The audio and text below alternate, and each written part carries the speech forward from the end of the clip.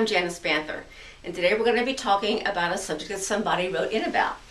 Her name is Ann Lipovsky. I hope I pronounced your last name right, and she wants to know, what do you do as a doula if you have a client who is stuck between 4 to 6 centimeters or maybe even 7 centimeters for quite a long time? What do you do? I think I covered this maybe a little bit in one of my other videos, but one of the things you want to do is, if they are stuck, try not to always be thinking about on the dilation number, but also her effacement number. Maybe her effacement number has changed greatly. She may still be at 4 centimeters and she was 30% effaced, and she may be 4 centimeters the next time they check her, and she is 90% effaced. And you got to make sure you tell her, you have done a lot of progress.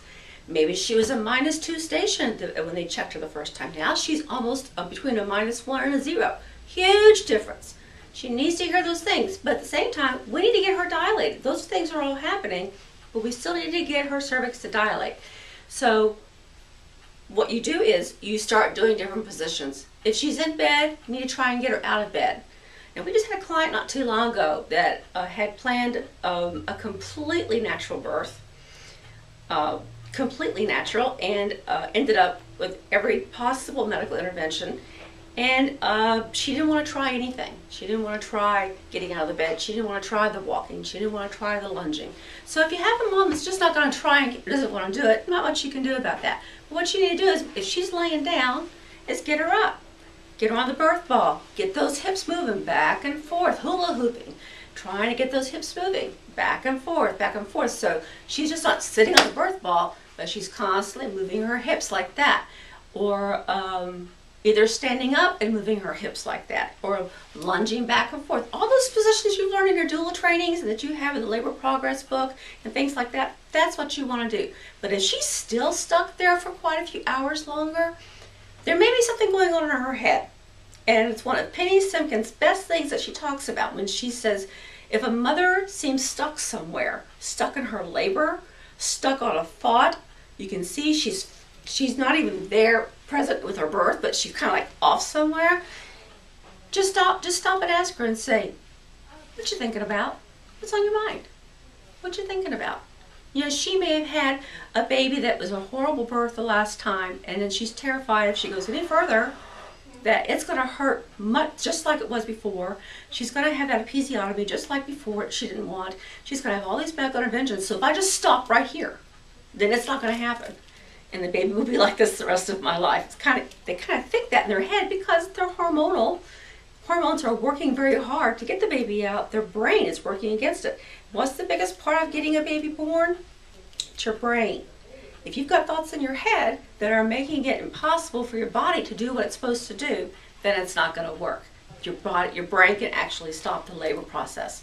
So you need to ask her, and hopefully you have a relationship with her that she'll feel free to talk to you.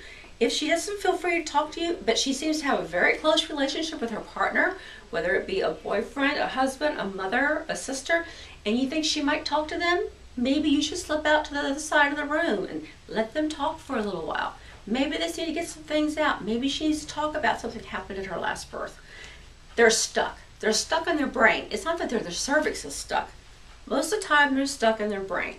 It all has to do with that. And if you can get them past that, after they've been stuck at a certain centimeters for hours, then you've been able to succeed to help them get further and closer to the birth they desired. It's not always easy. It's hard sometimes. Sometimes they don't even know. Sometimes they do know, and they don't want to tell anybody. It's a dark secret in the back of their head.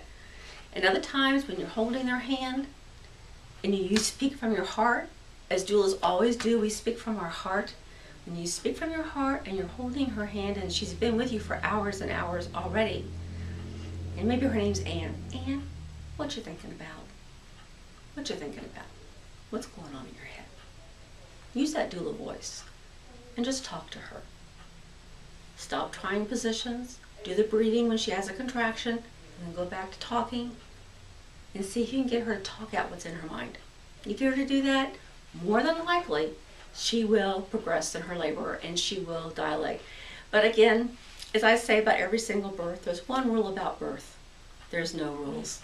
So hopefully that does work. Hopefully that does help you, what you're doing. And if you have comments and things that you would like to add to this or take away from this or something, please add it below. Would love to hear from you. All my information is below, Facebook, my email, and also my Twitter. Would love to hear from you. So thank you very much for listening to this, and I'll talk to you later. Bye-bye.